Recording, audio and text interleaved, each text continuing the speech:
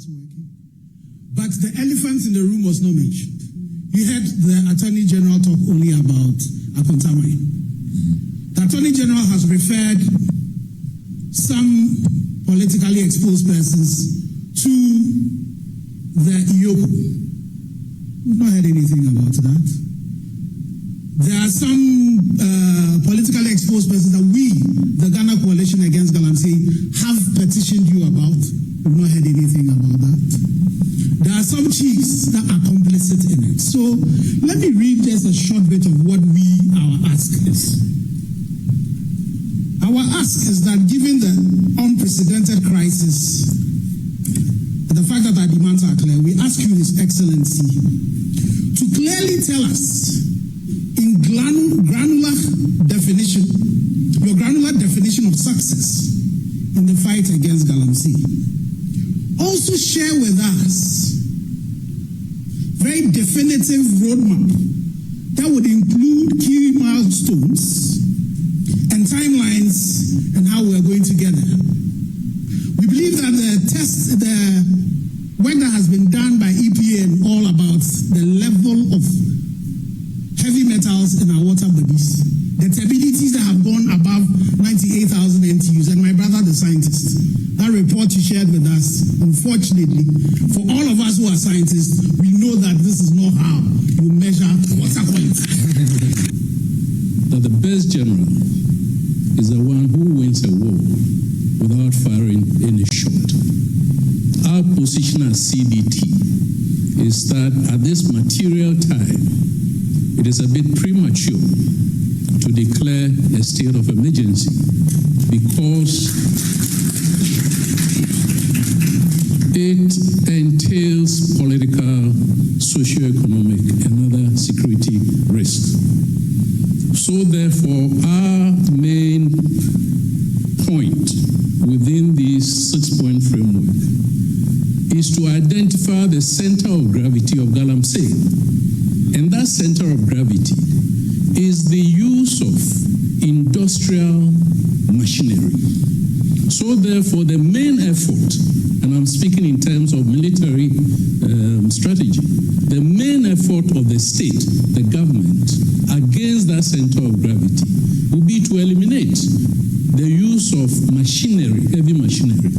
If we can do this in timelines, the main effort of the state, the government, against that center of gravity will be to eliminate the use of machinery, heavy machinery.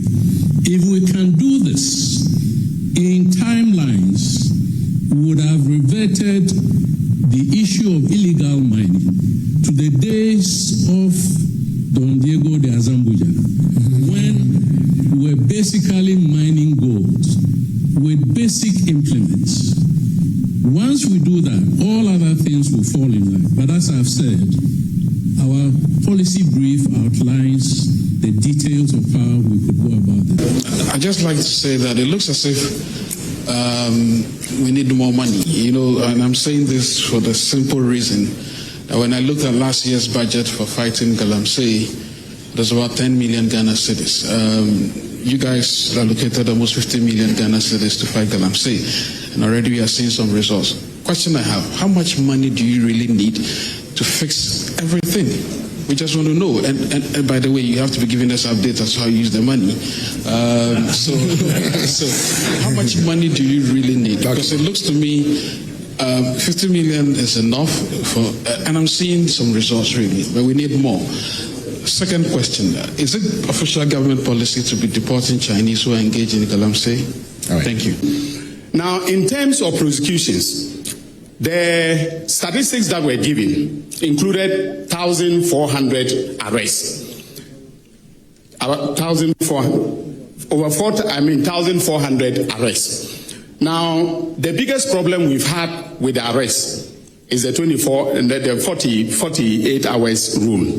Constitutional principle that we must bring them before the courts within 48 hours. Most of the judges have been granting them bail. So I remember the point that was made by Colonel Boa.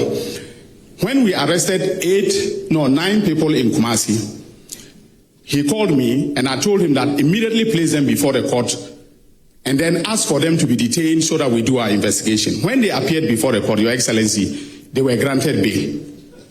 Okay? Then they went back. He was very good in monitoring them. They went back into the forest. So I told him that even despite the fact that they've been granted bail, because they have gone back into the forest, they've committed a new offense. I asked him to arrest them, but to bring them to Accra, instead of placing them before a court in Kumasi. And I'm dealing with them now. They are in detention. We will not release them. We will make sure that even if the High Court says we should grant them bail, we'll go to Court of Appeal and go to the Supreme Court to ensure that we hold them until the dockets are prepared and then we send them to court. Currently, we have initiated prosecutions in 65 dockets. And Mr. President, there's a difference. When we say 65 dockets, it is not 65 individual persons who are being prosecuted. Some of them are more than 10. In fact, there is one case in the Western North. There are 28 minors that are involved in that prosecution. So the 65 dockets, by my calculation, contains about 600 persons that are minors, that are illegal minors that are being prosecuted. You know, yes, I have the power to do it, but the president acts on the authority, not only on the authority, on the advice of the National Security Council. And as at now, this moment, the National Security Council believes that we can win the fight against Galamsey without a state of emergency. I want to assure you that the day they advise me otherwise, that, boss, now we need a state of emergency, I will not hesitate in declaring a state of emergency. But we do still think that we have the powers to be able to win this fight. And as we deploy more troops and we apply more resources to the fight, I'm sure that gradually we'll begin to see that we're winning the fight. And thanks for staying with us here on Prime Insight. So you had the president there pointing out what his plan is with regard to the state of emergency. Well, civil society believes that the president should do that. He says it should be informed by the security agencies. And once that is triggered, he would allow that to pass, the state of emergency. But for now, it will be a militarized operation led by NIMOS, which is the Anti-Illegal Mining Operation Secretariat, which is now being formed by government. So here's what I want us to do. We'll come to my in-studio guest shortly and also tell you about the audience who we have. Because we have a wide range of audience drawn from civil society, some of the universities, and some emerging leaders who are all joining us in studio. But what I want to do now is to get an appreciation of civil society on this very address by the president and the engagement yesterday. There was one man who joined civil society in asking the president a few questions. Dr. Solomon also is with us in studio. And he, in fact, asked the question yesterday. He's a mining consultant from the United States, a Ghanaian, of course, so he's making us proud out there. But, Doc, good morning to you and welcome to the studios. It's good to see you again. Yeah, good morning. Okay, so you were there, correct? I'm interested in hearing your take on the arrangement, first of all, or the decision by the president to engage civil society. Do you think it was a healthy exercise? Because prior to this meeting, some in the civil society space were of the opinion that, well, it's not going to be helpful. It's going to be another talk shop. Let's not do this. But at the end of the day, would you say that this has been justified? Yeah, thank you very much. I think it was good that the presidency met the civil society organization groups to let them know what they are doing so far and his reasons for not declaring the state of emergency. I think I will say over 90% of the people there listening to the ministers and then the president, we were all impressed about the work done so far. Some of the stuff that we didn't know from afar, they disclosed to us, and then we were all happy about what is going on right now. But I will say that it's not enough because Ghanaians want to see results. And what are the results? Reclaiming the degraded lands and then restoring the water bodies for us to drink good water. That's what Ghanaians want to see. Nobody is against mining. Mining has been with us for decades. But how we can do it responsibly, such that their operations will be environmentally friendly to protect our water bodies and our land. That's what we are all looking up to. We heard about we will do this, we will do this, we will do this. Yeah. The question is, when are they doing? They've been 8 months, 9 months in office. And I must be honest with you that Ghanaians are not seeing anything different from what the MPP left. They need to do more. They need to expedite their processes and make sure that they address the problem. So it was a good call, in my view. You asked a question there. What was your question? And do you believe the president did justice to your question? The president didn't answer my question. No, did you hear him answering the question? I was there when you tested me, meaning you were watching, right? The president didn't answer my question. Or am I lying? The minister didn't answer my question. Because what was your question? They didn't have any answer to the question. For the benefit of those who didn't listen to that question. I've shared the video with your producer. Let him put it there. The video is there. Let him put it there. You see? Yeah.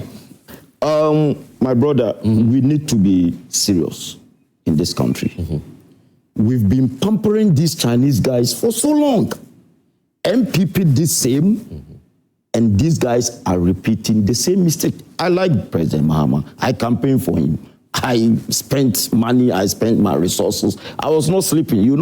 Anytime you call me, I'm awake, campaigning seriously for the president.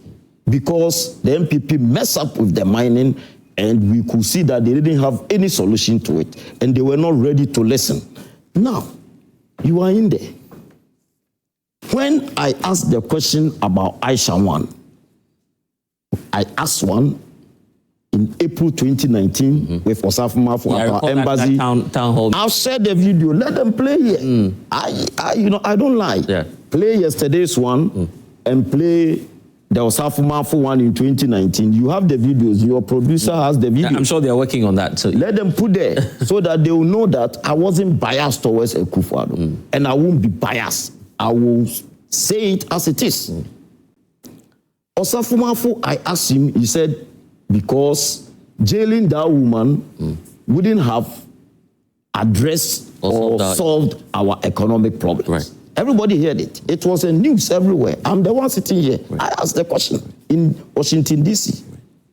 Today, Honorable Muntaka has passed another policy that whenever they arrest any foreigner, particularly the Chinese guys, they should just deport them.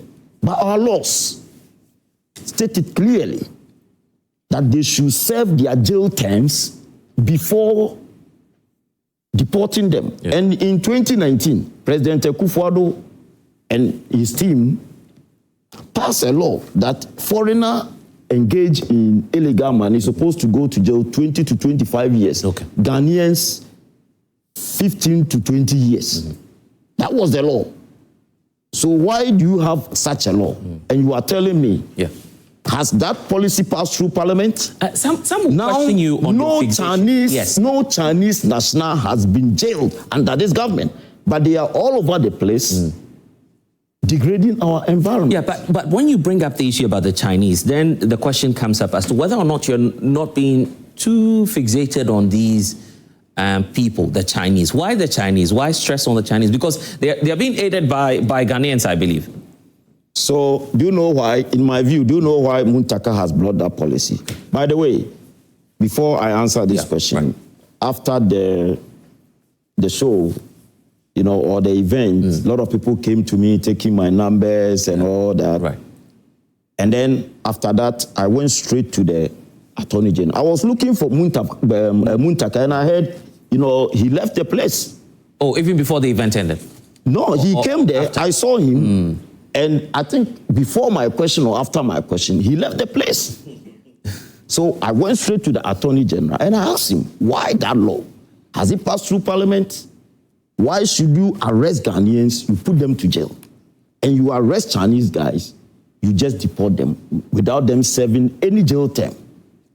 And you want to tell me you are fighting Galamsey? You are not fighting anything. Say, oh, my brother, take it easy. we are doing this, we are doing very soon, we will scrap that. And I told, but he's giving the numbers. 600, how many days? 600 people as we speak now are standing trial. In no 65 days. no Chinese, no single Chinese. No single Chinese is standing trial. The Attorney General. And you have any info on Aisha Huang, maybe? Aisha Huang, Aisha Huang, they left her.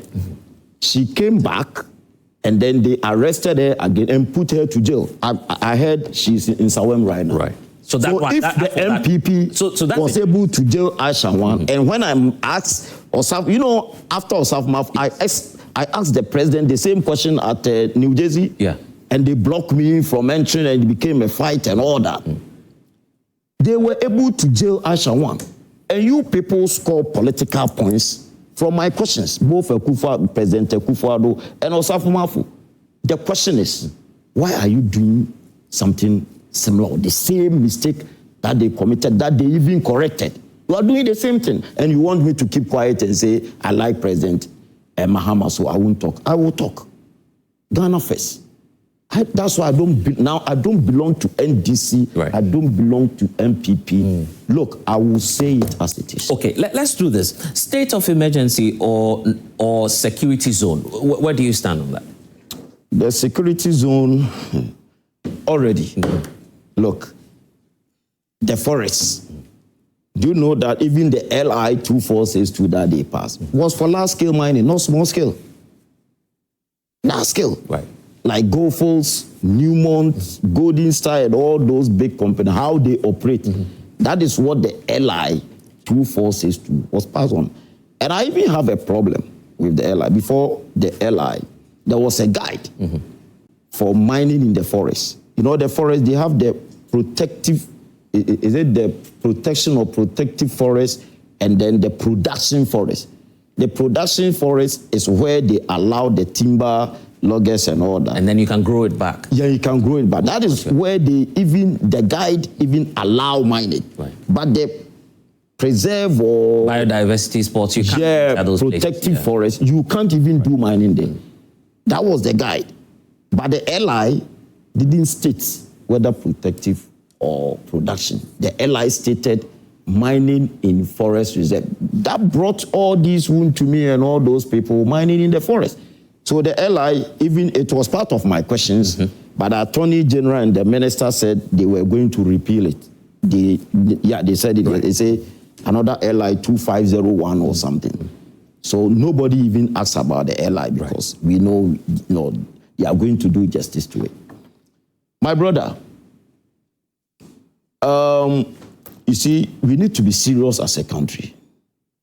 How can you allow people to mine in forest reserves and then tell me you are fighting Galamsey? Do you know that the committee, the parliamentary committee that passed that LI, the chairman of that committee in 2022 during the hung parliament is our Attorney General right now. He was the chairman of the committee that passed the LI. He should come and challenge me that I'm wrong. Call him right now and let him confess. He was the chairman of the committee that passed that wicked LI 2462 that allowed small-scale miners to mine in the forest reserves. Now he is feeling reluctant to repeal that law. If you call it wicked, here's the challenge to you, that this was to tackle some issues in the large-scale space. As we speak, there are some pre-existing concessions that we have. I understand Newmont also has one of their concessions located within a forest belt area, right? We had a whole dialogue on that in studio here, and the EPA had then disclosed to us that if you're repealing that law, that may affect some of the standing concessions and agreements you have with these multinational companies. And you know what the implication will be, because that's the sector in which you work in. Thank you. Have you checked whether the Newmont one is in the protected forest or production forest? Yeah, but whatever the case, it's within a forest reserve. You get the point. If it is in a production forest, then fine.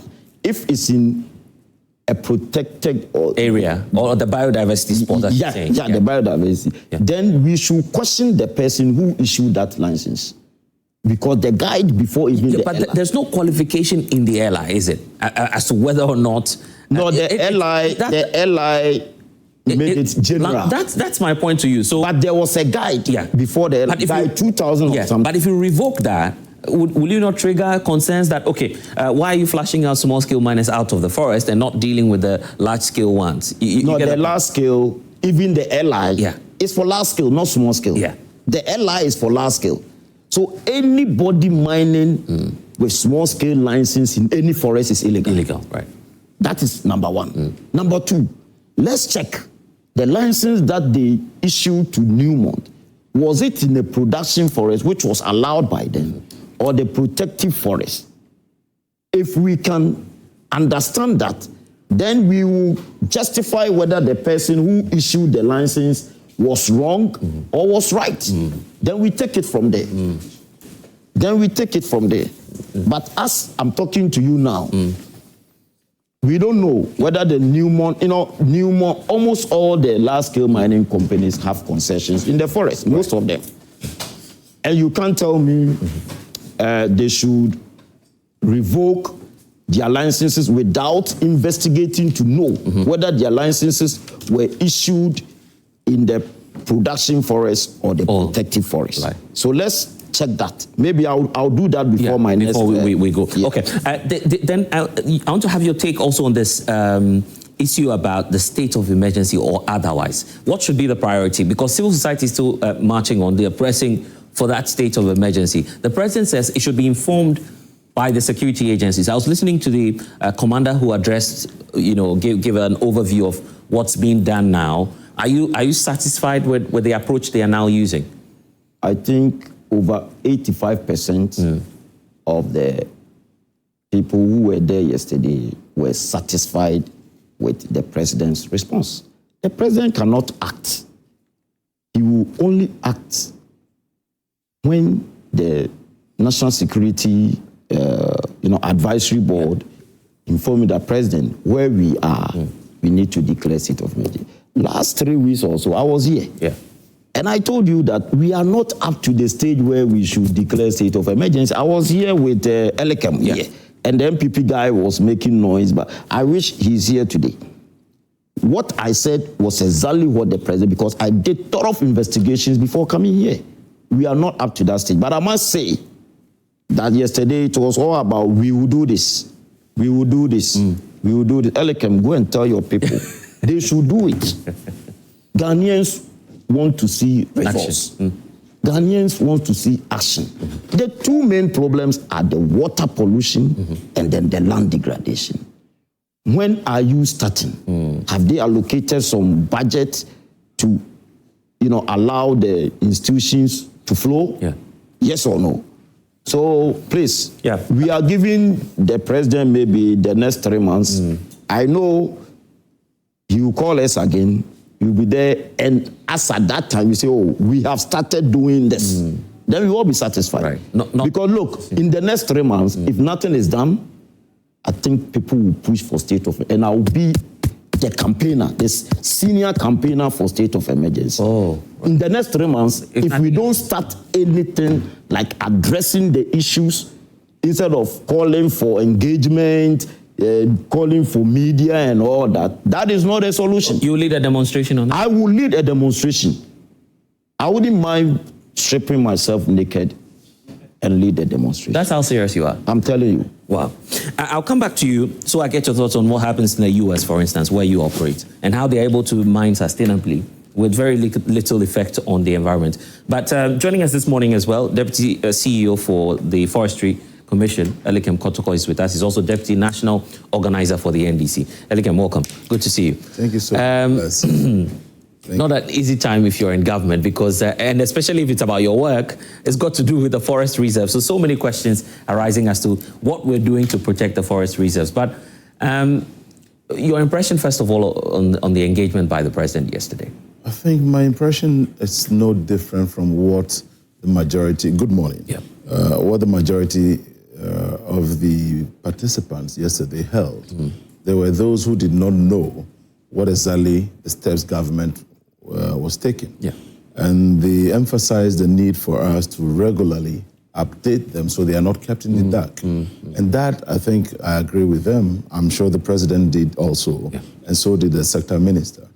And it is very obvious that many who are calling for the so-called state of emergency have not been able to apprise themselves with what the details of that even means. Because when you even put to them, okay, state of emergency, then what? Yeah. State of emergency, then what? And then they don't know what is next. But mind you, a president can even declare state of emergency and go sit down. It is the commitment and the will to confront this canker head on is what matters. And it is why it's very instructive to always outline the things that has been done. And so I am happy with what Solomon also said, that the steps that have been taken and the future steps that will be taken. And so it was made clear that the president, right from the first day he assumed office, indicated that we shall no longer issue any new licenses, no new issuance of licenses, so that we can assess the current situation, then know what to do. Then again, the 9 forest zones, there were 9 forests that were declared red zones, which meant that they were taken over completely by this criminal gang. But when he came over, he deployed the military to make sure we repossess those 9. That's a second achievement. Then thirdly, he also, the sector minister, Honorable Emmanuel Amakofeboa, working tirelessly with his deputy, also kicked in motion a letter to the Attorney General to call for a repeal of the LI 2462. Yesterday, the Attorney General made us know that when Parliament sits 14th October, that will be one of the first papers put. Yeah, but that LI, it's been taking you forever to do something. It hasn't. I mean, that is why he's made you know that, given even a timeline for it. I mean, you don't just say if you're repealing, there must be an alternative that you are having, so that it doesn't leave so much vacuum, considering where we find ourselves. Then, as if that is not enough also, the sector minister has further triggered the declaration of the water bodies and the forest reserves as security zones. Mind you, even if President Mahama should declare a state of emergency today, there will be a thorough deployment of military to such areas, for instance, and that would have been declared even a security zone. So what matters is taking the steps. But don't forget also, so let me when we declare that and I'm interested in this. Let me get the difference between this. Your red zones and the protected areas that the NPP declared during their tenure. What's really the difference? Because I think what people are looking for is a scaled-up intervention for a state of emergency. What's the difference? I do not see any place where the previous regime protected. What they did was having the Galam Stop, Operation Halt, Operation this and that, who were deployed to these places, and sometimes, somehow, after maybe chalking some success, they retreat. So what is unique under this current dispensation is that we are making sure that these military men are being deployed there, will be stationed there permanently and on rotational basis to make sure that they halt, they deter, they discourage and arrest anybody who finds himself around that enclave. And when we say a place is declared a security zone, what it simply means is that it is more or less like a security installation. You must have very good enough reason to be found there as a civilian, etc. And you see, when you declare a state of emergency, there are excesses to that. That is like saying that the president wished to do something that he cannot do with the powers he has based on the Constitution. But the president has not announced anywhere that where we've gotten to yet, I wish to do something that the Constitution doesn't give me power to do. And so he has given that confidence, he's given that commitment, and he is combining the political will with the goodwill he has gotten over this period. Mind you, not to brag though, but the efforts put in place in the past 8 months alone outweigh what was done in the last 8 years. I mean, Elikem, why would you say that? Let me give you. Last week, this conversation came up. Someone was in studio. I'm trying to. Yes, that's Awal Mohammed, right? So Awal Mohammed says no government has taken such a big risk as compared to that of the Akufo-Addo administration, and I'll tell you what. His belief is this is a president who, in fact, shut down completely the small-scale mining sector, and it cost them the elections, isn't it? It didn't cost them. Let me tell you. 2 things. Are you aware that at the time they claimed to have shut down this illegal mining, was when they rather issued the licenses like confetti. Then secondly, it was around the time they claimed to have banned that Ghana's gold production export went highest. How could you have stopped that and the production was going on highest? That was when we had the gold mafia. What evidence do you have to connect to the fact that indeed illegal mining was happening on the ground? No, but where else? We could easily trace that of the conglomerates. Yeah, but they'll ask you for the evidence, right? No, we can easily produce that. If I knew this was going to be, I can still get that available. The fact still remains that it was shut completely. You shut it, yet you had production that had export that had been at its highest. Probably it was in a vault somewhere, or you never know. Let us not kid ourselves. I mean, the canker we are facing today is what is resulting in birth defects. It is affecting many lives. It is putting a heavy burden on our budgets, on our health budget. And many think that if you fight this, you are fighting a monster. Yes, many also think you are fighting your next elections. That is not true. Because we believe that if you are confronting this head on, the people who will be for you are more than those who are engaged in the galamsey. So therefore, you need to confront this. If you try to hold a certain myopic view that fighting this will mean about 3.4 to 4 million people are being affected. Yeah. How many people register for elections anyways? And how many votes did the current government attain? So you will definitely step on some toes, but it must be for the good of the majority. Okay, this is what I'm also interested in. And because you work with the Forestry Commission, you have foreknowledge, in fact, you're the deputy CEO there. Why is it so difficult to protect our forest bodies and water bodies as well in some of these areas?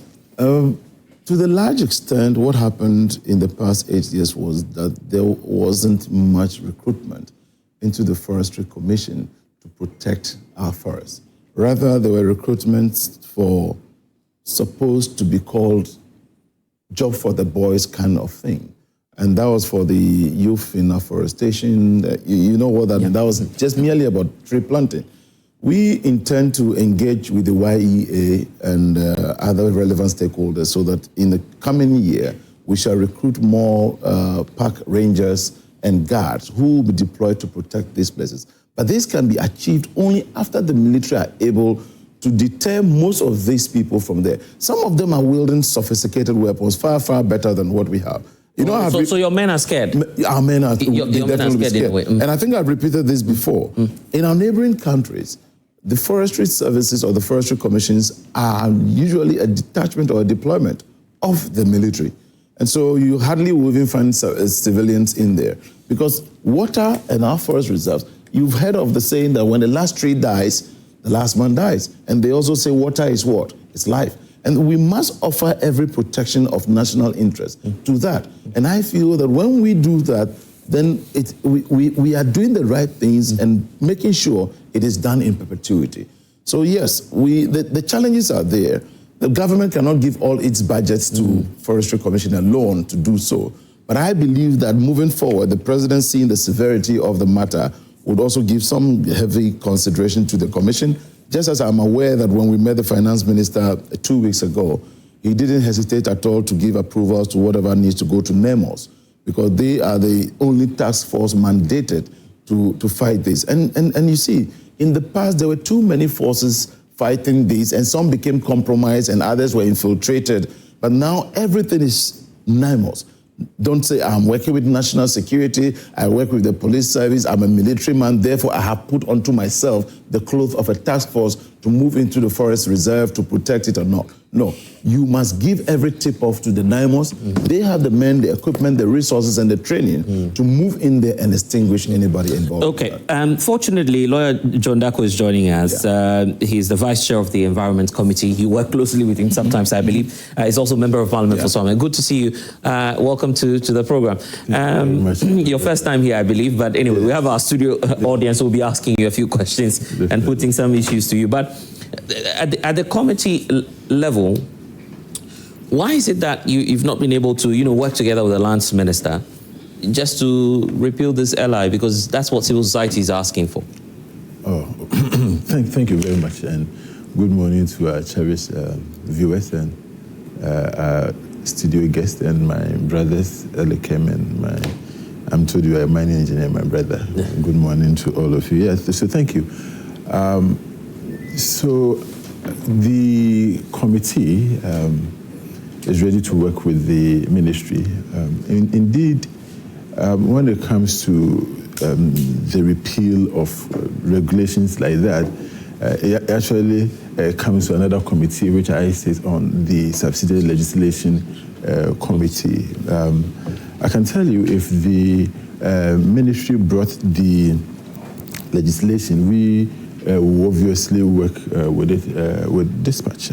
What it is that the government hasn't given priority to the repeal of that law. I mean, I have made this point here that I don't believe that our problems in the mining sector, the problem with the Galamsey, is the existence of that law per se. Because even though that law existed, the former administration didn't grant any lease to anybody to go into the forest where mine. People who have gone into the forest are people who are engaging in illegality. So repealing the law per se, in my view, will not make much difference. Right. What will make a lot of difference is the government's action in protecting the forest, irrespective of whether the law exists or not. But it's become an issue because during the campaign, the administration promised the people of Ghana, told the people of Ghana that, look, trust us, and that when we come, we're going to repeal this law. I mean, I was on the committee when they brought the amendments. But our question to the ministry was, why are you bringing an amendment when you promised the people of Ghana that you repeal the law? I mean, they say, well, that's what they intend to do, and that's what they are doing. And mind you, when it comes to Parliament right now, unfortunately, the numbers favor the government in such a way that they can practically do anything they want. I mean, we can only speak.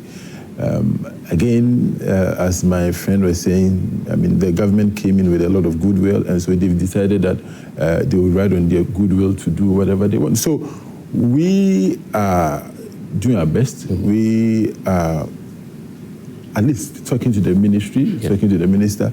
The people of Ghana want to see some changes. Okay, so, when you say the repeal will not be helpful, are you saying that based on science, or you're saying that basically because it was your party that introduced the whole legislation in Parliament? So I'm not sure if I say the repeal will not be helpful.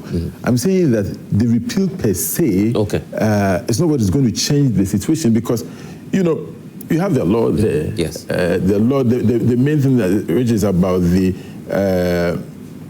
granting of leases in the forest reserves, okay? Yeah. If the law is there and I am not giving anybody that lease, nobody can go into the forest, reserve. The law is there. Yeah, I can give it, but Nana Kufa didn't give anybody. Trigger. Exactly. Right. But people who want to engage in this illegal mining are going there anyway. So whether the law is there or not, these illegal miners are doing what they have to do. What I have realized is that we are happy to talk the politics. We are happy to exchange words, especially between the two major political parties. And I think that the jury is still out there. Both leadership, well, maybe not leadership, but both members of the two political parties are engaged in Galamsey or one way or the other. But I believe that the other people who are not politicians per se outnumber the politicians. And so what happens is that MPP and NDC will be fighting, and the illegal miners will be the one looting the gold and destroying the water bodies. So they are happy for the political parties to fight. Oh, we did this, you did that. But the people who are engaging in the illegal mining, they are there, they are making money, and they are destroying. One thing I'm on the lookout for is for the president to organize maybe a roundtable for political parties on illegal mining as well. It should happen. Maybe I'll come to Elikem on that. But the question on state of emergency or otherwise, have you discussed that at the committee level?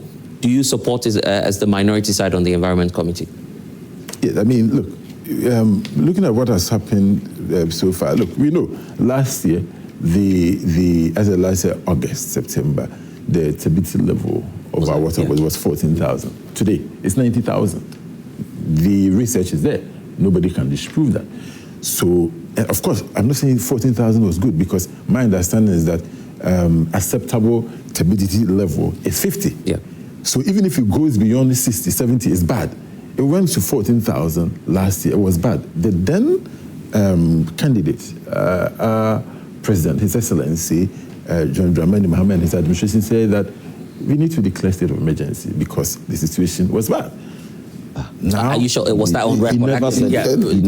Now, are you sure of what you're saying? Oh, okay. So let me. Yeah, so because you have to clarify that. Is it the case that the president and his team never called for state of emergency? Are you saying the team, or you're referring to the some of the ministers? Because you have to be clear on that. You see, don't do this. Yeah. Is it the case? Let the president and his team say that they never declared state of emergency. No, so that's why I'm asking you to be clear. So, Did the president call for a state of emergency, or these were some assigns of the NDC or communicators? So you wait. My friend, I want him to answer. Who asked for state of emergency? It's not the president. I don't recall the president. So nobody in the NDC called for state of emergency. No, Sam John. Oh, my brother. They all said, but the president never said. Yeah, because he said the president. But I've been following these things for a long time. Listen, I don't think that we are here to debate that, but because you are not only the president. No, the question was, support it or not? Just answer it, and then let's move on. Honestly speaking, who is the host? Okay, so let's let me so just take the point. Yeah, because of the point you are making. Yes, no, but I think that I expect that you'll be asking me the question. No, I get. No, it's fine. It's fine. I mean, all of these things. Let's proceed. I'm surprised that you are doing this on this show. Okay, so let's focus. So let's deal with this. Yeah. So you were talking about. So I'm saying that the president and his team asked for state of emergency. Right. Yeah. The president and his team asked for state of emergency, and based on that, the people of Ghana voted for him. At the time you were calling for state of emergency, the water turbidity level was 14,000. Now it's moved from 14,000 to 15,000, 16,000, 17,000, 18,000, 19,000, 20,000, 30,000, 40,000, 50,000, 60,000, 70,000, 80,000, 90,000. And at this point, you say state of emergency is not necessary. You're saying state of emergency at this point is not necessary. The president says he should be informed by the call from the national security and the security agencies. Again, I was struck because, I mean, one thing I always say that I like President Mahama. I mean, as a young guy, I follow him and I like him. So I know the way he talks. And I think yesterday he did that. When the Constitution gives you, the president, the power to declare state of emergency, you don't come and sweet-talk Ghanaians and say, I'm waiting for the national security to advise. No. First of all, the president is not bound by the advice of national security. He is not supposed to act on the advice because our Supreme Court has given us clear definition on advice. But he chairs the National Security Council. I'm coming. I'm saying that the president, is not bound. Because you see, in the end, the buck stops with the president. He makes the final call. He decides whether I'm going to do this or not. So he doesn't have to wait for national security. If in his opinion, there's an emergency situation, in fact, from Article 31, he can declare state of emergency before it even comes to Parliament. So for the president to say that, I'm waiting for national security to advise me to declare state of emergency, before I do that, and that I'll wait.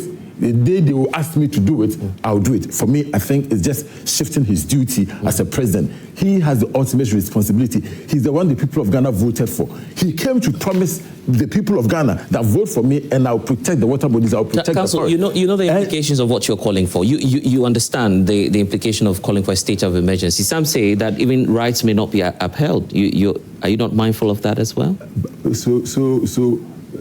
When he and his team were calling for state of emergency, didn't they know? And that's why I was surprised yesterday, when he called this meeting. Sometimes it's good this is for the optics, right? Because you have been voted for. You brought your manifesto to the people of Ghana. The people of Ghana look at your manifesto, listen to you, voted for you. Now you are now going to call some people to come and advise you on how to fight galamsey. So when you were coming, you have no plan. You have no plan of fighting galamsey. You are now calling people to come and help. Elikem, So I'm saying that the president has the ultimate responsibility. Okay, you declare state of emergency. What is happening right now? It is more than declaration of war by a foreign government. I can tell you. Look, when you go to the mining sector, the illegal mining place, well, some of the people there are actually foreigners. Correct me if I'm wrong, my brother. You are right. You have some of them from Togo, Burkina, Ivory Coast, in fact, from the West Africa, and they are here destroying our forests, destroying our water bodies, and the people of Ghana are dying. You don't think this is worse than even a foreign government declaring war on us? So this is the time. Yeah, Elikem, he says it's optics. I'll come to Doc shortly. I says am it's shocked optics. at what he is saying, and worst of all, that he's a member of parliament. Now I understand why President Akufo-Addo ruled Ghana the way he did. He did things without consulting anybody. He was very reckless. But how, I mean, you're not being fair to the honourable. I'm being very fair. For him to think that matters of national security, because the Constitution gives you power, it means that the president can wake up in the morning and decide to say, look, I'm shutting this place down because this is how I feel. I'm doing that. That was how come even when Aisha 1 was deported, the president sat and told us he didn't even know what happened. Look, when the Constitution tells you that you're supposed to declare a state of emergency, it does not mean that you just get up and do so. You do so based on information available to you by your security corps. And second, let me add, as a member of parliament, he just lied through his teeth when he said in his opening statement that he is not sure that any mining permits were given to go into the forest. 44 of that was done in your regime. 44. And so please be briefed well before you sit on this show to want to lie to your people. I work at the Forestry Commission. 44. And let me give them to you if you want to. You see the way you were reading. And let me tell you, to declare a state of emergency is not only about the turbidity of the water. A lot of components constitute that. That was why I outlined to you, in the first place, we were issuing licenses like confetti. So the more you were issuing licenses and you said you were addressing the issue, you could not actually hold it together. So President Mahama, right from day one, said no more licenses so that we can assess that. Let me give you the statistics on even the licenses and what the committee is doing, chaired by the Deputy Minister of Lands and Natural Resources, Honorable Suleiman. As of now, 1,278 licenses were being reviewed. 316 were found to be genuine and clean. 55 have been revoked instantly. Then 962 are considered to have issues. And out of these 962, 907 of them are at risk of revocation. And so let me give you, if I should give you a list of some of the permits that were given under their tenure, which unfortunately, maybe they did it without letting you know. So they misled you into coming to the show to say that there was no such thing. The first 13 here, I can share them with, should I share with you so that maybe we'll project it, but so that you can project some of them to read briefly, we can. So that you can project it. 1X International, Lotus Impact, Capsod Mining, Clean Jobs. I'll give you the 40 you are referring to. Yeah. Okay. This was so June 23rd, 2022, December 3rd, 2024, December 3rd, 2022, November 20th, 2024, November 20th, 2024, May 20th, 2022, May 20th, 2022, April 26th, 2024, June 11th, 2024, June 4th, 2024, June 6th, June 18th. Okay, so this is to make... And on and on. And you have a member of parliament sit here to tell you that he is not aware, none of that has happened. And so I am surprised. That is why, you see, it now gives me, even as a young person, an understanding of what we went through in the past 8 years in the hands of President Akufo-Addo. If you think that the Constitution gives you power, and therefore you can do everything at your own whims and caprices, there is all that. He says, and if I listen to him well, he says, the president doesn't need counsel in that is very wrong. State of emergency. Look. You see, the people here seated in the studio can tell us right now that they all want perfumes. If we give them all perfumes now, they may all apply it and we may all start sneezing. Will you say because they say it's their right and they need it, we should give it to them? You would have to look at the conditions and the timings. And let me tell you again, very emphatically, it is not only one reason for which you would request for a state of emergency. And that is why I outlined to you, at the time they were still issuing licenses, it was under your regime that you pushed through the LI to allow Ghanaians or people to go and mine in the forest zones. And today you are sitting here again and saying that we have not shown commitment to doing so. You who pushed it through in the first place with your simple majority, you couldn't speak against it then. In was it November 2022? But now, you are now here saying that the NDC is not showing commitment. Did your team not promise that there should be a state of emergency? He's challenged you to that. It is not the team. You may have individuals who have said so. Just as you are having individuals... Yeah, but they were campaigning for the NDC. Just as you are having individuals say the same thing today. They are in their right to say so. Yeah, but you made the promise. Yes. Why are you running away from that fact? No, I'm not running away from that. Some members of the NDC made Some members of the NDC made that. Are they not members of the NDC? They are members of the NDC. In their right and in their view or in their opinion, based on what they saw, they felt that that should be the case. Just as today, there are people still who hold the same view. I am, however, convinced that to date, I am yet to listen to any security couple who would be able to say that I am a security expert and I also agree that the state of emergency should be declared. Because it is wanting the president to do things that ordinarily he would not do. Well, what you're doing now is to tell us that next time when your party leadership is speaking, we don't take them seriously. Let me because you are all on the campaign. Let me tell you what I think many of us should always take seriously. Take what is contained in the political party's manifesto. If we're to go by that. It is the reason why when I sit on your show, and even let's say Solomon is with the NPP, or he is with the NPP, if he says anything out of their manifesto, I don't bother to comment. Are you sure about that? But you guys do politics all the time. The reason being that I will vet you in the end based on what is contained in your manifesto. President Mahama is delivering a national apprenticeship program, a Jumura, the writing off of e-levy. He's doing 10 billion for the big push. That is contained in the manifesto. So I will be guided by that. But in your manifesto comes the repeal of the airline. Yes. But you haven't done that too. I mean, there's evidence that the minister, it's been who more is than the 6 sector months minister, now. well, everything is not done within the first day that you start in office. No, I'm sure you agree with me. Right. And so the minister, who happens to be the member of parliament for Elembele and also doubles as a caretaker minister for environment, immediately has kicked in motion a letter to the Attorney General for every necessary process to be initiated for that to be repealed. And yesterday, the Attorney General gave a promise that on the 14th of October, that will be one of the first documents that will be laid in Parliament. Okay. I'll give the time to Dr. Solomon also, but I want us to hear some of the concerns from the audience. And then he will address that. Then we start off with him and then get your thoughts and that of Lawyer John Dako as well. Kamal Bruni is with us, yes? Yeah, blessed. I think the Deputy CEO should be well abreast with the role he's in when it comes to this issue of Galamsey. Now, he's saying that former President Nana-Addo, he's assuming how he ruled the country without consulting. But I would like to draw his attention that the fact that a president must consult the security couples, likewise, if the security couples come to him and tell him to declare state of emergency, he can equally choose to refuse. That is the president's discretion. So I agree with the member of parliament where he said that the final discretion of declaring state of emergency lies with the president. So the fact that you've been briefed by the security couples does not really mean that automatically you will have to declare.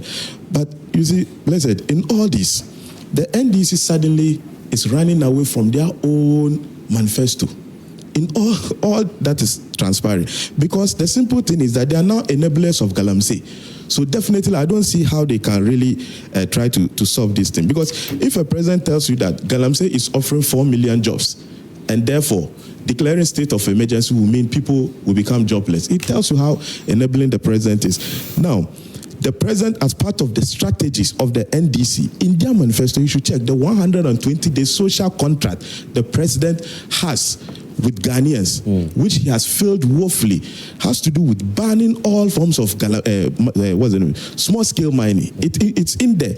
Right. And then in their manifesto too, there's to declare state of emergency. So if... which part of the manifesto is that? So you point that to us. Unfortunately, I captured it as a bullet. By the time we come back, I know, I get that. But I mean, just to stick to facts. I'll quote the exact... that's what we do on the show here. So the problem I'm trying to put across is that the president yesterday, even in addressing it, said that our military, we are stretched. And the question one will ask is that, should Ghana be attacked now? Can't we a small country like Togo, a small country like Togo, I mean, with all respect to are we going to say that we are stretched in terms of our security personnel? Yeah. So it's simply a way that I feel like the president is really not up to the task of solving the Galamsey menace. Okay, let's go behind and then I'll come back to the front line. There's a gentleman behind. Yes. Okay, thank you very much. I'm Joshua from ATU. Yeah, Joshua, what's the point? Yes, be brief about that. Okay, about the approach to Galamsey. I think the NDC government is really doing well. Also, I will say that again. Because looking at the licenses being given out by the previous administration, it should tell you how they failed to target the issue of Galamsey. And then also, the deputy CEO just mentioned how they are dealing with that licenses, revoking some on trials, and then, I mean, few out of the licenses we have now, few are permitted to even mine. That should tell you the processes or the guidelines the NDC is putting in order to solve the problem with Galamsey. So I'm not buying into the idea of the member of parliament saying the president is failing, to bring out the state of emergency. The president didn't say he won't do that. He's saying that he's waiting, not that he's waiting. He's putting measures in place with both the national security to make sure things are put in order. So in a state where he feels like, even if you realize where it has gotten to needs and a state of emergency, I think that will be done before even the national security consults him. At least we all know, even if we all do things that need to be, we need advices. Yes, the president cannot just act. All right. So I think... Yeah, just land on that. So I think the president needs to consult. Yes, he needs to seek for advice. And even he's not even seeking for advice. He's just waiting for them because he's working hand in hand with them to bring at least meaningful results targeting such issues. Thank you. For the sake of time, let's... Yes. Thank you very much. I was very happy when Elikem was saying that we should speak to issues in the manifesto. And in the manifesto, it was clear that when they come, they will arrest the kingpins. Now, we understand many people are standing trial. And then we've been hearing Elikem Wontumi. If it's about name and shame, we want to know the number of kingpins that are standing trials and the number of people that have been given amnesty. Because I've been hearing Elikem Wontumi, that mentioned only his name. We don't know how many kingpins are standing trial. That's what I want to know. Okay. Any more takers? There's a gentleman behind. So let's do that before you. Yes. Okay, thank you very much. I want to stress on the issue of job creation, because we are talking about the Galamsey. We are also looking at how many jobs are there for the young people who are involved in this Galamsey. If anything should happen, like let's just say, okay, the Galamsey, they want to close it. What are the approach to create jobs, okay, for the young people? Because my take is that they should encourage entrepreneurship for the young graduates that are coming in, so that when jobs are created like this, you will see people, most of the young ones, they will frown on those Galamsey. So that's Okay, let's take the final one, and I give the chance to Doc. Elikem, I'll come to you. Yeah, I also want to stress on the 600 people who are currently on trial. Now, my question is, why do you deport the foreigners without not giving them any room to make a little compensation? That is one, because we need whatever they extracted from us need to come back to us. So if we are not holding them responsible and we end up deporting them, I think the government is not being fair on that part. And secondly, they made it clear to us, the citizens, that they engage them to write their manifesto. They have been in power before, and the president has the whole idea of how things are being stirred up there. Now, my question is, if you knew very well that you need the approval, or let's say an advice from the security service before you end up declaring a state of emergency, why then were you allowing your boys to keep spreading news that was not right to the people of this country? And finally, I really want us to understand, engaging the CSOs today or yesterday, I believe was the right thing at the wrong time. Why do I say this? It was supposed to happen at least the second month in this year. Just after winning the election. Just after winning the election. So you are coming up with this idea now, engaging them now for what? Okay, great. You understand? Let me give the take to Dr. Osu. We'll go for a break and then I'll take that of Elikem and John Darko. So, Doc, your point on what happens elsewhere in the US where you are, and also comparing that to some of the concerns that have been raised now. Yeah, thank you. Before I continue, let me give me 1 minute to address some of the issues that my good friend lawyer Darko raised. He is the vice chairman of the committee in Parliament, right, for the topic on the table, that's the Mines and Energy Committee. No, that's for environment, yes. Environment, right. Science and Technology. And I think before he makes any comment, I will highly recommend that he conducts some research. Because but why are you all coming really hard at it? No, I'm not hard at it. I'm just advising him as a professional in the industry. No, but over 20 years. Gentlemen, if you come and tell me, wait. If you come and tell me that your government didn't issue even one license, I live in the United States. I don't live in Ghana. I'm not a parliamentarian, but I know that they issue about 44 licenses for people to mine in the forest. I don't live in Ghana. I live in the United States. He knows. I don't know that. Just be careful. Don't addressing me like that. No problem. No, I have to. What do I know about you that you live in the United States? Do you think that it's such a big deal? It's not about the United States. Are you serious? I'm trying to make a point that I don't even live here, but I know. I'm not a parliamentarian, but I know that your government issued about 44 licenses right after the November LI 246 to between November and December. They issued over 44 licenses to people to go and mine in the forest. So if you come and sit here and tell us your government never issued any license, either you are lying to us, or I don't know or you didn't do your research well. That's why I'm advising you that next time do your research. Go ahead. I'm not a young. I'm older than you. Go ahead and keep quiet and listen to me. Let's not get there, gentlemen. The second one, let me address it because I'm not a politician. Yeah, I get your point, but let's focus on what's on the table. And we need to stick to. Joy, I don't expect to get people like that when I'm here because I don't like dealing with people like that. Dealing with who? No, let's. Look, my brother, never compare yourself to me in anything. Dr. Solo, also, let's education-wise, financially, everything. Never compare. You are just a mere member of parliament. You're watching Prime Insight. We'll be back after this break.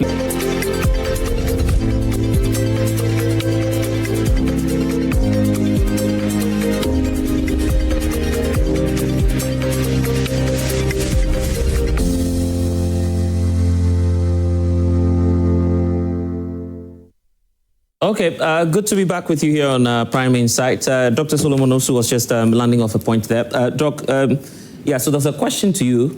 No, I believe that's to Elikem. So let's deal with the issue, the point you were raising, your point on what happens elsewhere and how we can solve this issue. Yeah, thank you very much. I think mining is operated in a lot of countries, across the continents. Every continent there is mining there. If you check the ranking of the gold-producing countries in the world, the largest gold-producing country is China, followed by Russia, then Australia, then Canada, then United States, before Ghana. Ghana is number 6, United States is number 5. Where I work is gold mine. We mine gold in the United States. And the states that I live in right now, Nevada, we produce over 70% of gold in the whole of the United States. That should tell you that we can mine responsibly and sustainably without polluting water bodies and degrading lands haphazardly. Have you heard any water polluted in the United States or silted like the way we see in River Pra and Cobra and all that? No. China, if you try, they will kill you. Australia, no. Canada, no.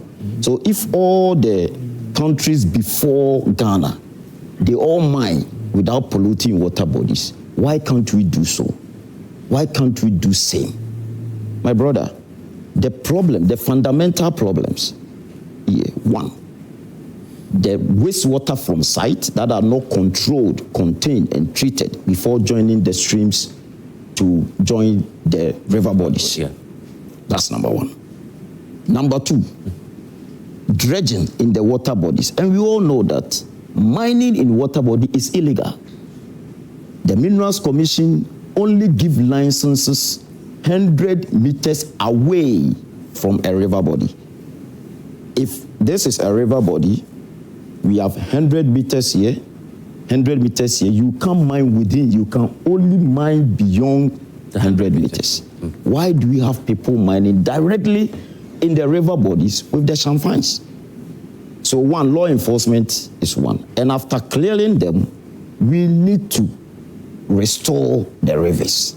That is, cleaning the rivers and de-chemicalize the rivers. There are technologies for the river, and then there are technologies for the site wastewater control.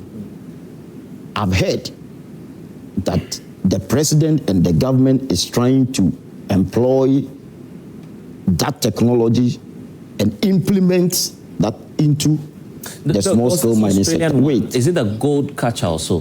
We have, that's the processing. Right. Okay, gold catcher is the processing. Right. After mining, then they use it to process. Right. Okay. They are all there. Okay. Now, this government has been in power for 9 months or 8 months. And I've heard that they are trying, and it's all about money. Let me tell you, I think money is another problem. That's why the president and then the minister for lands and natural, they were all calling for institutions to help financially to raise some funds, to do that. Once they have the plan and they are working on it, I don't see the need for state of emergency. People started calling for state of emergency under the previous administration after they had waited for over 7 years. It was around the last quarter of the election that people started calling for state of emergency. Even January 2024, people were not calling for state of emergency. So now that this government is planning to do something, let's give the government some time. But saying this, I must be frank with Elikem and his team. They should expedite it, because we can't continue to drink poison. We can't continue to see what we are seeing. Ghanaians want to see results. Water restoration and land reclamation. So they should give us some timeline on when they are going to implement. We have other issues to do with, but let me wrap up with Elikem and John Darko. There was a question to you, Elikem, right? Your question was about... yes, the kingpins. And speaking of that, the president or the attorney general spoke of Wontumi, his mining company. Are you not... Is it targeting? Is it fair to say you're targeting him? It is not targeting, but we lived in this country, and one person who publicly always displayed wealth, displayed gold, etc., was Wontumi. Let me tell you on record today, something I've inquired on. I was part of the team that were moved to Summerboy on that day, and if you see what happened there, I am a father. I have girls, I have boys. I'm a parent. And when I see these things happen, I worry not even because of the people, but because of myself and my family. And so if I'm very concerned about this, the kingpins, let me tell you what happened. There's a whole lot of myth surrounding gold. It is a spirit, it grows, this and that. So when these kingpins employ these small boys or these guys into this whole enterprise, they make them take all manner of vows, blood covenants, etc. Really? Oh, yes. So catch him, try to cut off even his throat, he will not want to disclose. So one of the things that we're doing now is to be monitoring some of them. So while we even know some are engaged, this I can tell, they can do whatever, we're monitoring some of them so that we can be able to trace them finally to who and where they actually engage in this enterprise. Because if we do not do some of these things, we will be dealing ourselves so much blow. Then also the other one about the Chinese. Yesterday, the minister even made it clear. It was not a government policy. It was just an administrative decision. And therefore, it is being looked at now because, you see, President Mahama would always listen. And his government will also always listen and decide that based on this and all that. And so it is the reason why I'll get back again to tell you that, look, even though the buck stops with you, you can take a decision as president to press this button. When you leave office, you'll be queried as to whether you took that after going. But it's executive powers. Yes, executive powers. Executive powers still request that you go through protocols. There are standard protocols to go through before doing so. And so you cannot say that because the Constitution says I should do so, it doesn't mean there are protocols you must still go through. And so if you do not go through those protocols, you will be found culpable again with the law, even though you think that you have executed a mandate given you by the Constitution. And that is the reason why even when you say no, let's assume the national security, or you are advised to do so, you must, as president, have good enough reason to even say no to the advice from them. And when they are not even advising you and you take that decision, you must again have very good enough reason to have done that without the advice of them. What would the president lose if we declare state of emergency and... It only tells you that President Mahama is not a dictator. He is not trigger ready, happy to take on certain powers. So far, whatever there is to do to confront this menace, he believes it is still within his powers. Okay, on the issue of the arrest. Yes. You say you're not fixated on Wontumi. There are a number of your individuals who are even being investigated. I believe your boss. Yeah, it was mentioned yesterday. Part of that list. And you see, that is to tell you under this regime, even if you are. But the AG. No, even he made it. No, it was already even in the news. Before yesterday's program. Yes, that's right. And even yesterday, if I'm not mistaken, the night before, it was in the news further that the AG had referred them to Ioko. And so but your boss was more pronounced on Wontumi than the others. Yeah, well, you see, in fact, he says he will be arrested. Let me give you this scenario. Right, okay. In the case of my boss, you mean Joseph Yamin and Abanga. These are allegations being made against him so far. You get my point? So that is why they said they should do that investigation. In the case of Wontumi, I'm telling you that even by Monday, he's supposed to report for processes to begin. But you see, in his case, well, maybe the matter is now in court. I would have told you a lot of things that transpired over there on that day. And you cannot rule out that Wontumi. So you're not witch hunting? You cannot rule out that Wontumi was one major kingpin who was having a lot of tributaries.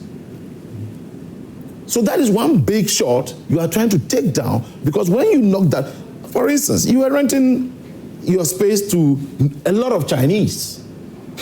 So when you take that head President Akufo-Addo is on record to have said, even when we did that report, that Wontumi's company, as of that time, was not engaged in illegal mining. Those were the things that should have let somebody realize that was rather what is called an enabler of the enterprise.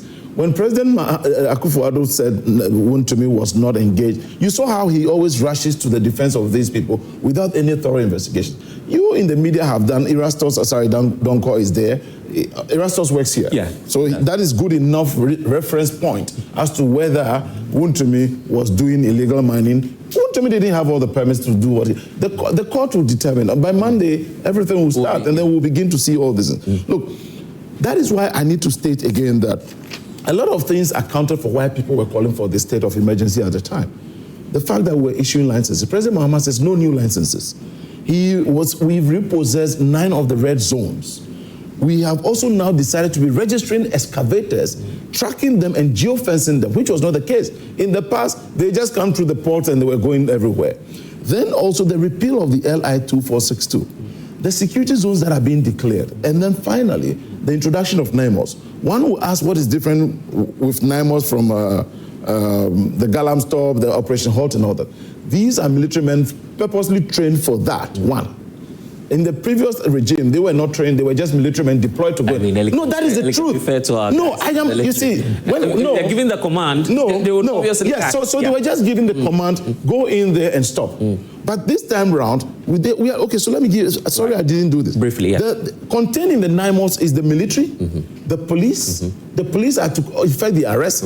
The immigration officers, because there are foreigners involved there, then NACOC, Narcotics Control Commission also, because a lot of drugs are being peddled in that space. Then we have national security as well. So this is how do you call it? A combination of all the forces that are needed to be present there to ensure that we nip this in the bud. And when this is being done, this time around, they are being deployed there permanently and on rotational basis. Not to go and extinguish the fire, and then live there. And when even they tried, they didn't start deployment. The last time they went to destroy those who were operating at the Anhia-Foto Forest Reserve, immediately after, another gang of 9 criminals went in there. 9 months had to go in quickly to arrest them. As we speak, they've been brought to Accra and we split them to different police stations. So it's on permanent basis. And yes, and they are also going to be prosecuted. As I'm aware, 3 days ago, the minister placed a call to the Attorney General, and that is also being done. All right, okay. Lawyer John Dako, the issue about even the prosecutions itself, you feel the AG should be more targeted, I mean, more strategic about it? He seems to be, I mean, his top priority now is about the Wontumi case. That will start this week. No, don't forget there are about 600. Oh, okay. 600. Thank you, but I mean, I'm not surprised. Honestly speaking, I believe that whoever engages in illegal mining should be dealt with according to the law. I wholeheartedly believe that, because what is happening, okay, like I said earlier, is worse than declaration of war by a foreign government. And so I commend the government for initiating the process to prosecute whoever is engaging in illegal mining. Except to say that from what we are hearing so far, it is just targeted at some perceived political enemies. I feel that the best way we can do this is to depoliticize this. If you are caught, irrespective of your political color, you should be dealt with according to the law. I mean, in the case of Wontumi, he's my regional chairman. I mean, there's no issue with that. He has come out clearly to state that he had all the required licenses. Yes, and documentation. Look, me, I teach environmental and natural resource law, you know, at Gempa. And I'm sure my students, once they are listening to me, they'll say that, well, sir, you tell us that having the documentation, having the licenses is not enough. You can have a license for, let's say, 5 years. If after the expiration of the 5 years, you are still mining, that becomes illegal. Right. If you are given license to mine in this room, and this I always tell my students, and you go beyond this room to the next room, that mining activity is illegal. All right. So the moment you trespass a bit. Yes, the moment you trespass. You're done. And I know I've seen people who have used sometimes reconnaissance or prospecting mining license as a basis to go into mine. And when you have a reconnaissance license, there's what you can do. Prospecting, there's what we can do. Right. And then the mining lease. And so for an ordinary person, holding a piece of paper is not enough. In fact, you may have even the license, but your EPA license may have expired. If you continue to mine and with that's that, illegal. that is illegal. So there are a lot of... Then the definition itself is quite wide. Oh yeah, no, but you see, anything outside the purview of the law. And so when you mine without EP license, that is outside the purview of the law. If your license expires and you continue, because small-scale mining licenses are issued for 5 years, renewable. So people think that it's forever. In fact, even the large-scale mining licenses are sometimes, I think it can go as far as only 30 years. So it's not forever. So for you, it's not witch hunting when the Attorney General says this? I mean, so long as they are using the law, and Wontumi will have his day in court. He will have his lawyers to defend him in court. And so long as they are going through that process, I am okay. But what I'm saying is that we know that there are several NDC people who are also engaged in this activity. And clearly, you know what you mentioned, I mean, and all the, and they are not the only people. They are under investigation. Well, so we see. Elikem just told you. They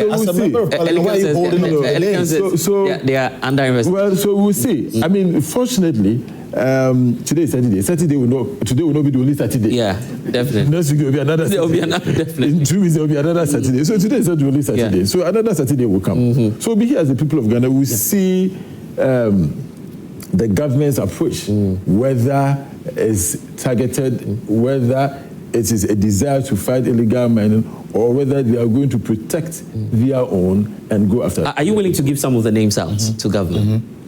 No, but you see, I think that when we having this conversation, let's be open and frank. I mean, so I mentioned Amid, right? You've mentioned Abanga. These are the names. But we know once they claim they are investigating, we want to see. The other people, look, we've had, in fact, there was a time, Joy FM, you did a news analysis. One MC, I've forgotten the particular MC, this same government had gone to his district. He fought them. He fought the government that came to, they were coming there to fight Galamsey. The MC was fighting the government. I've just forgotten the name. So you see, when you ask me, give the name, I mean, we are not just doing simple analysis. These are real issues. I may not know the name of the person on top of my hand or my fingertips, but they are real issues. They are there. Right. So let's just be honest and say that, okay, whoever is engaging in this, if the person belongs to a party, will fight this. All right. And then we know that the commitment is there. You don't just ask me, when you know that the people are engaging in it. Yeah. Before we do the Sam George issue, I want to hear from Doc briefly on the Wontumi issue. But Elikem, you wanted to... Yeah, I was just going to drop a little. One, depoliticizing the It is the reason why the NIMOS, for instance, was further clothed by the minister that instead of a politician going to see the chiefs and the traditional authorities, let NIMOS, being military and etc., move in there. Oh, Nana, we have seen this structure here. We suspect that there. Within 24 hours, we want it off so we can... And I want to put on record here. Okay. I'm still wondering why Chairman Wontumi called me one day after the Summer Boy incident. Something I never spoke about. Hello? Elikem, this is Chairman Wontumi. I said, this is Chairman Wontumi. Oh, Elikem, now we are missing. Now we say we bought Madam for. Elikem, that we now we back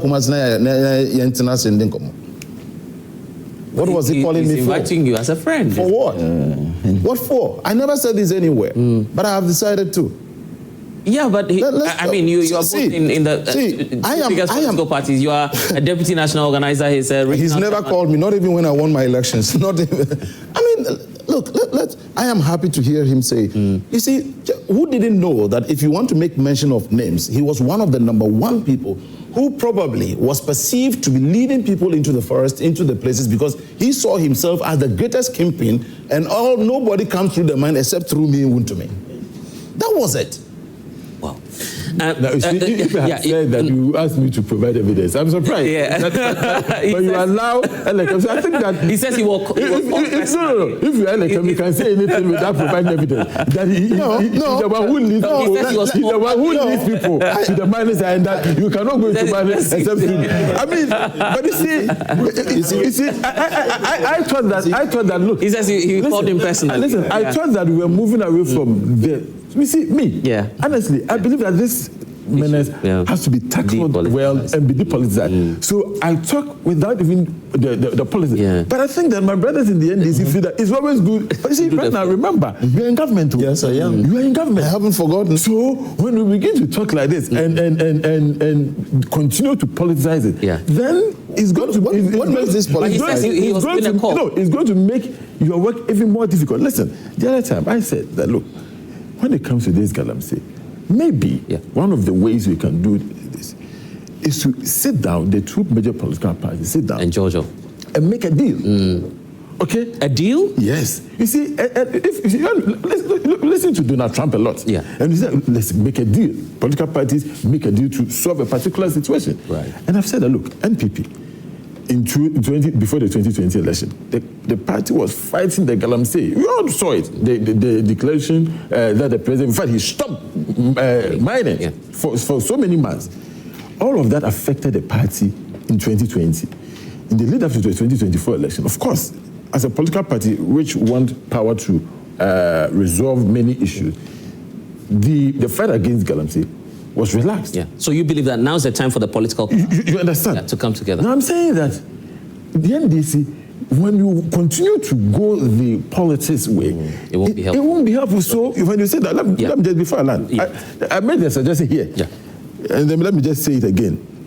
You can sit down and say that, look, maybe NPP, we are prosecuting 1, 2, 3 people. It's just an example, right? So I think I remember I used Ken Ofrata as an example. That, okay, the president can say that, you know what, you people, I see that maybe you love your former minister. Maybe he's done ABCD.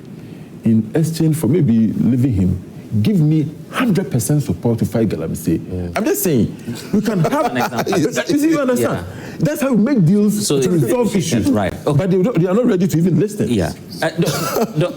Elikem, you should be preparing to make that deal. Thank you so much. The Wontumi case, briefly, so that we touch on the DSTV. Yeah, I support the call for the depoliticization of the issue. Right. That one is 100%. Right.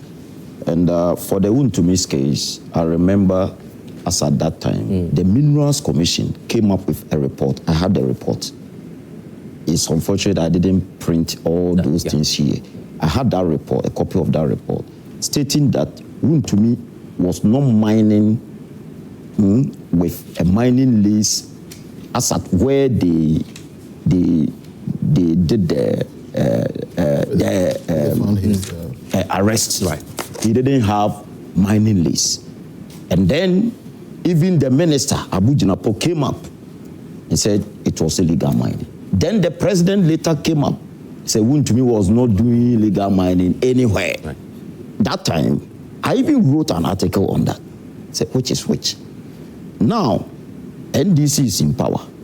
And they've also mentioned their next top. It's just happening next week. They would want to go after Wontumi. Very good. So the point is, if somebody is wrong, whether MPP or NDC, once it is illegal mining, the person needs to be dealt with. You see, we've all been targeting illegal mining. But, Blessed, let me tell you, even those who have license, their operations pollute water bodies and degrade lands. If you go to a mining site and there is operation, the only difference is someone has license, someone doesn't have license. Right. How they operate to extract the gold, the same thing.